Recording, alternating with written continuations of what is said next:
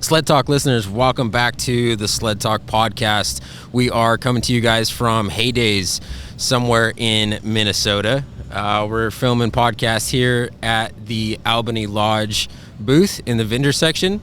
Austin Wrightsman, a previous podcast guest, invited us to come set up here and has been teeing up a bunch of guests to come on the show. And so I just want to jump on and shoot a little intro that we're going to put over top every single episode. And we're super excited to be here. Can't wait to get started, shake hands. This Heydays, this is our first time here, and tons of people, tons of stuff going on, tons of sleds everywhere. Super excited. Can't wait to start jumping into a bunch of episodes here. So without further ado, let's jump in. Let the band play. 100K on the Protect, living life with no regrets. I can't designer when I get dressed. Hey. Summertime on winter fresh. I put her legs behind her head. Night she gone to bed. Bye. Every day it's a new test. I just keep chasing these chicks. Living life with no regrets. Living life with no regrets. Living life with no regrets. Living life with no regrets. Ready to go? Awesome. Sled Talk listeners, welcome back to the next episode, coming at you guys from Heydays again. And today's guest right now is a super special individual, David, with the owner of Albany Lodge, which is who invited us to come set up the podcast here at his booth. So thank you so much for having us. Hey, David, you want to... Glad you're here. Heck yeah. You want to give a little introduction to who you are? Yeah, so my name is David Wright. We've owned the lodge now for almost 5 years.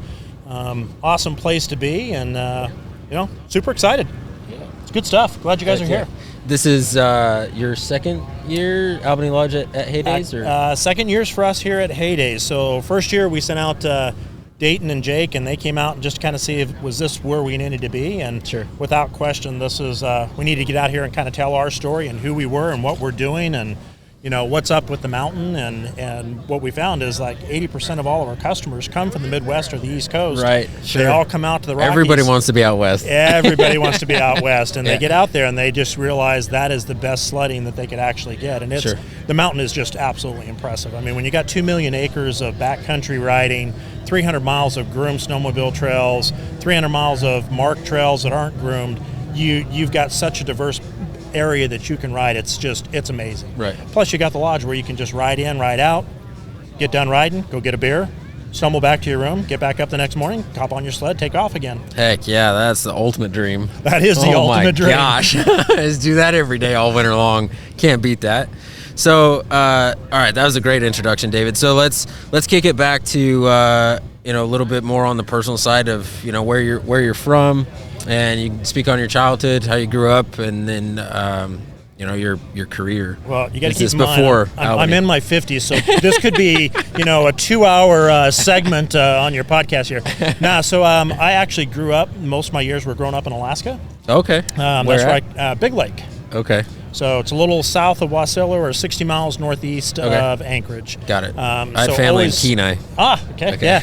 So always loved the mountains, always loved the snow, everything. And next thing I know, I'm in high school and in Las Vegas, Nevada. So from Alaska to... Big change, yep. So played football, got a half-ride scholarship to UNLV, so played UNLV for a couple of years before I blew out my knee, and that kind of ended that. Yep. Got my business degree, and kind of figured, got to go do something with it, and kind of left, and got in the fire service for a little while, became a paramedic, moved to Oregon. Yep. Met my wife 32 years later.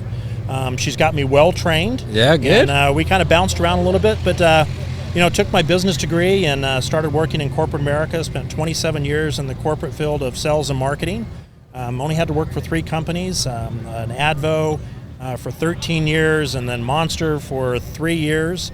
And then I ended up with the last company, Mel South, and stayed there for 13 years. And kind of just got to the point where it was just corporate America, one thing after another. Sure. And just wasn't doing what I wanted to do. And came home one day and just looked at the wife and said, I want to be done. And she goes, okay.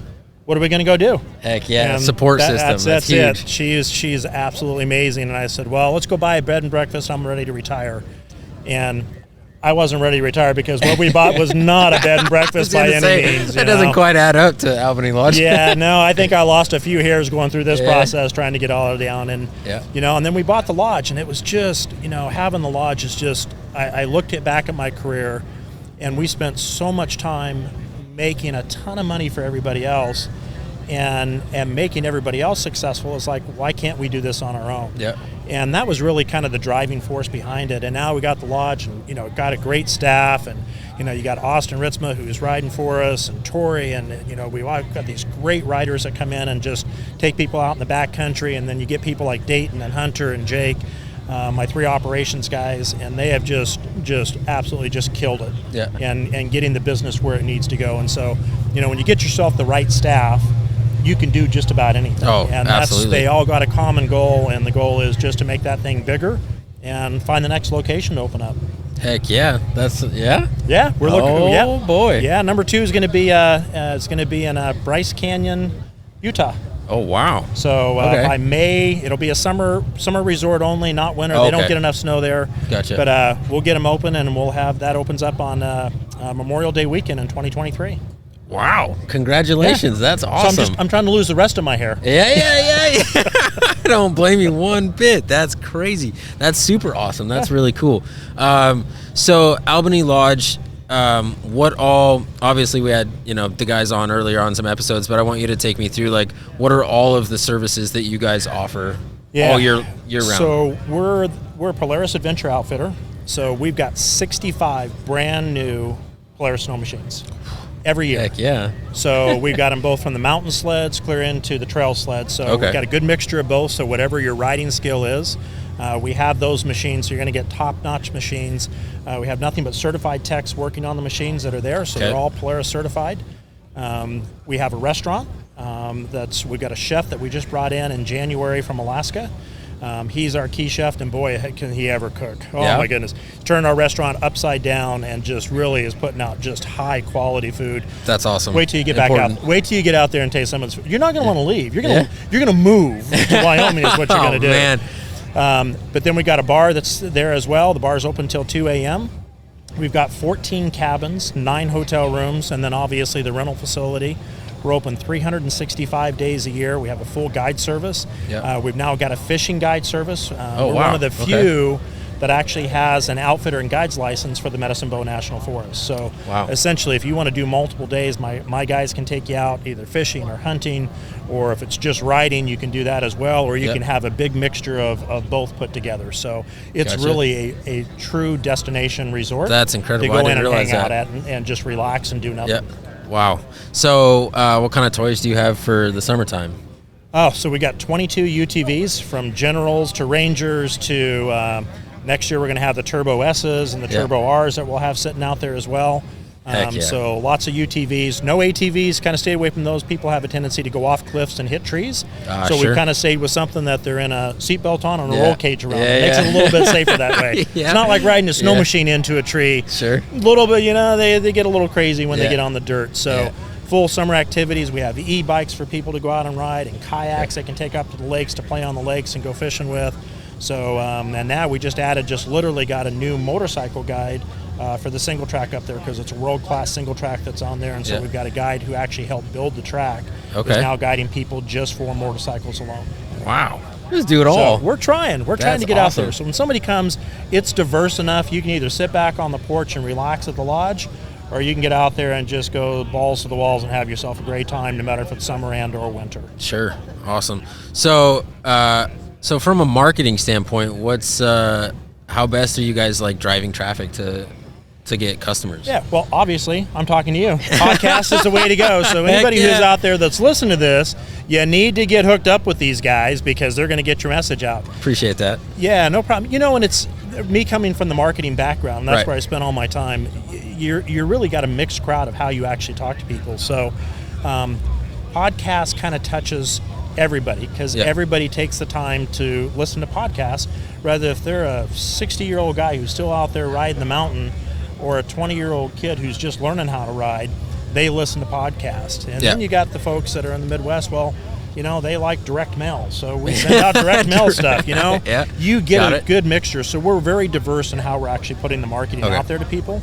Obviously, we do a lot of social media stuff, and from Instagram to Facebook. My guys get a little crazy, along with Austin, start doing TikTok videos. Oh, yeah. They said, you got to look at this now. Yep. They pull up this TikTok video, and their heads are doing one of these things to music, and I'm like, okay, what's this supposed to be? And they're like, it's good, Dave. Yeah, it's good. And their heads moving at the same time. For business? Yeah. But, it does. That video gets out, and I think, when you look at it from a marketing perspective, we did the rule is that when the guides go out, or myself, whoever gets stuck first has to wear a pink tutu. Okay. So you had Jake on earlier. Yep. Jake wore the pink tutu at the beginning of this year and the snow because he was the first guy to get stuck. So we actually did a video of him kind of talking about, hey, Jake, how did you, what happened? Why are you wearing this pink tutu? It got out to 177,000 people. That video went viral, and I could not even figure out how the heck that video went, because it's just him kind of kicking snow and like, I got stuck. Yeah, I don't want to do this. That's epic. And he was riding with Tori Billings, who is just a phenomenal rider, and she just put him to shame. He got stuck when he was riding with her. Oh, wow. Yeah, so it was even worse. Even worse. She got him good on that one. So wow, it was good. That's hilarious. That's funny how things like that can pop off on social media. No, that's good. So what all you had said that the new property in Utah is just summertime stuff? Just going to be summer for right now. Bryce Canyon's only at 5,500 feet. They don't. Their snow is not consistent. They've got snow January, February. We'll kind of watch it, but right now what I'm seeing is it's not going to be enough for people to really get crazy and have a good time out there. So we're going to run slingshots in the summer. Got it. People can go into Bryce Canyon National Park and drive through there. With the pass that we got, they'll be able to take that machine in there. They won't have to pay to go into the park and have a good time. And we'll have a fleet of 35 UTVs for them to go riding, either in national forests and or drop into stuff like riding in Moab. Gotcha. You can even take it all the way down to Lake Powell and spend the day at Lake Powell playing around. Gotcha. Wow, that's awesome. So this is something that we can talk about, or we can cut it out, or whatever if you want to disclose it. But for the Albany Lodge and for this new property you're bringing on, what does it look like from a standpoint of, working with, I don't know if it's like the government and the Forest Service, or like getting your permitting or your licensing? Yeah. What does that consist of? Yeah, so getting an outfitter and guides license is actually, I think the actual report was something like 50 or 60 pages worth of stuff we had to fill out. Sure. And you have to go through this whole process. I think the good thing is we're really good stewards in Albany of the forest itself. So we put on poker runs. We do a lot of things to really maintain the forest and working with the Forest Service and keeping the trails up and neat and where they need to be. And it was good enough to the point that we've got such a good reputation with the Forest Service that they actually endorsed us to the other district in Utah to kind of say, hey, give them their license and everything that they need. That's huge. And that was a really big selling point. Well, that reflects the kind of company that you run. Yeah, huge. And it's we look at the National Forest and everybody gets kind of upset with them and everything, but they're your partners. They've got to make sure that forest was looking good. That's why everybody wants to go up there. So the better we take care of it, the better off we are. And so we've got a big thing going on in Wyoming. It's called Cowboy Character, especially in the Laramie area. And Cowboy Character is all about, if you're going to be a cowboy and you're going to be in Wyoming, you got to make sure you take care of the land. And so we've got some set things to say, hey, make sure that you're picking up behind yourself, carry out more than what you carried in, leave it like you left it or like you got to it. Don't tear up our national resources. That way we can continue to enjoy them and have a good time and keep the forest open. Absolutely. If you tear up the forest and do things that aren't good, that's when the Forest Service comes in and starts closing things down on you. Absolutely. They won't let you go ride where you want to ride, both summer and winter. And right now, we go out and we groom all the mountain for the state trail system, and they're right in the same boat with us. They're making sure things are taken care of. We're opening up gates. We're taking care of stuff. When we close at the end of the season, we're closing gates to make sure the land heals before we get back out there and start riding in the summertime. So it's a big process, but it's one that to have that license, to be able to say we're one of the very few that has an outfitter and guides license is huge for us. Absolutely. No, that's good. And a little piece that I want to pull out of that's so I'm usually a pretty calm, cool, collected person. I don't get angry very often, but something that just rubs me the wrong way when I'm in the mountains and the individuals that throw their beer cans out on the road and the trail, like for whatever reason, that upsets me so much. So the whole, what'd you call it, cowboy character? Cowboy character. Yeah, that's really good. That's a great idea. And that's, it sucks to even have to talk about it. You would just think that would be common natural sense, but obviously it's not in the world that we live in today. Yeah. But that's a really good idea, and that says, again, that says a lot about yourself, your staff, your employees, and the company that you guys run to be able to have accolades like that. That's really and it's great, and we're not afraid to work with the law enforcement officers for the Forest Service. They see stuff going on. They're saying, hey, one of your machines were in this area and we seen this guy doing this, and they damaged a meadow that's pristine meadow because they were off trail doing things they shouldn't be doing. Yeah, we have no problem saying, okay, yep, here's a guy. Sure. And some people may get upset with that, but bottom line is that's how we make our living. That's where they're there to start with, to make sure that they're in these great places. And to your point, it pisses us off to no end when people go out and start destroying the land because they don't care. Yep. They're going to leave it the way they want to leave it and go away. Well, just don't come. Yeah. Everybody who's here in heydays wants to go up to the Snowies and just rip it up and have a great time. And 99% of them are great. It's that 1% that causes us all the problem. Yep. So causes all the grief for the rest of us. They can go someplace else and go play, not cut our forest up for us. Yeah, they can go on the east side. Yeah, there you go. Go play in the Atlantic Ocean somewhere. Yeah. So two questions. So running this business for you, what has been the most rewarding aspect of it, and then also what has been the biggest challenge that you've been faced with to overcome to get to where you're at today? Wow, that's a loaded question. Yeah, I know. I think the best part of it is, I've been married 32 years. My wife is amazing, but we've never worked together.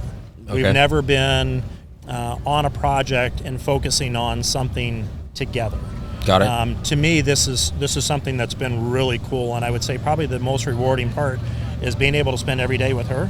Yep. And not having to go punch a clock somewhere or answer to somebody else. We answer to each other. That's awesome. And we keep each other going in the same direction on a regular basis. She's here at Heydays, first time she's worked a conference like this, but yet I've worked a lot of them, and so she's learning and she's enjoying the heck out of it. Yep. Matter of fact, she told me she's got to go shopping now, which is, not always a good thing. Not always a good thing with her. But I think that's the most rewarding part. Most challenging, I would tell you, just over the past couple of years, is really getting good help. Yeah, sure. Okay. I would say that, I've got a great management staff and a great team, but it's really hard to get the help you need when you're in a resort area, right? Got it, yeah. Especially here the last couple of years. Other than that, I would tell you that there hasn't been really anything so challenging that would make you go, oh, I don't know why I'm doing this. I don't know why I'm owning my own business. Yeah. You run into far more issues in corporate America than what you do running your own business. Sure, I believe that. Because there's not really a challenge that you can't overcome because it's your business. Yeah. You can fix it if you want to fix it. Absolutely. And it's not that big of a deal. Yeah. Gotcha. Awesome. Well, that's really good information. That's great. So where are we sitting on time, Jeff? 18? That's pretty good. Okay, so David, every single one of these episodes, we'll go ahead and wrap this one up, but we always end it with what we call the Sled Talk question of the day. Okay. Or question of the episode. And so to put you on the spot to come up with a question for the listeners and the viewers, it could be snowmobile specific related. It could be to, have they ever ridden in Wyoming? It could be very broad to have they ever gotten clinics from other companies? It could be absolutely anything in that space if you want to come up with something to ask the listeners. Yeah, so I would ask the listeners, and because I would say most of your listeners are guys. Majority, yeah. So I would say, guys, have you ever brought your wives, girlfriend, significant other up to do a woman's ride so that they get involved in the sport? Because once they're involved in the sport, it now allows you to go do more of it. Yeah. And be able to spend more money when they get a little upset when you do. So the question of the day is, have you invited your lady up to start riding and to learn how to ride? Yeah. I think I don't even know what we're at, 28, 29 episodes now. I think that's literally probably the best question that has been asked ever, because I think, for one, it's so relatable. I mean, as soon as you said that, I was like, oh yeah, Yep. I So, know so what here you're you go. talking So about. it was very self-serving. Hate to say that, but it's very self-serving. Yeah. So this year we're going to put on 2 women's rides only. Awesome. So Got it'll be it. a limited time. Tori Billings is going to be our instructor. Yep. She's going to take women out both backcountry and trail and teach them how to ride. And I say this, you'd be surprised how many women, when they start learning how to ride from another woman, get so excited. So Sure. we had the privilege of having UW, University of Wyoming's Okay. women's soccer team come up and ride. Oh wow, that's Tori took them That's out cool. and showed them how to ride in the backcountry. yeah. They still today, and this was back in February when they did it, are still posting pictures online about this ride that they went and did in the middle That's of winter. awesome. So it, without by far, when we start talking about women learning how to ride, Yep. how many women really do, they're just afraid to. And Sure. so guys, pull the zipper around front, tell her you're taking her up there, pay for her to have a ride, and get out there, and then you get to go do it more. Yep, absolutely. No, that's a great question. That's awesome. Yeah, so comment below the answer to that question. We want to know what you guys have to say about that. So awesome. Well, we'll wrap this episode up. David, again, thank you so much Yep, for thank the you, guys. invite. Appreciate you letting us set up here and rip these podcasts. And Sled Talk listeners, we'll catch you guys on the next episode. Hey guys, thank you for checking out this episode of Sled Talk. Appreciate you guys tuning in, whether you were on iTunes or Spotify or any of the podcast platforms, or if you were on YouTube or saw this on our Instagram, Facebook, TikTok, all that good stuff. Appreciate you guys downloading the podcast, subscribing, hitting the notification buttons, all that good stuff, because we have a ton of more podcasts to come. So catch us on the next one. Appreciate you guys tuning in. No regrets. I can't designer when I get dressed. Summertime on winter fresh. I put her legs behind her head. Night she gone to bed. Bye bye. Every day it's a new test. I just keep chasing these chicks.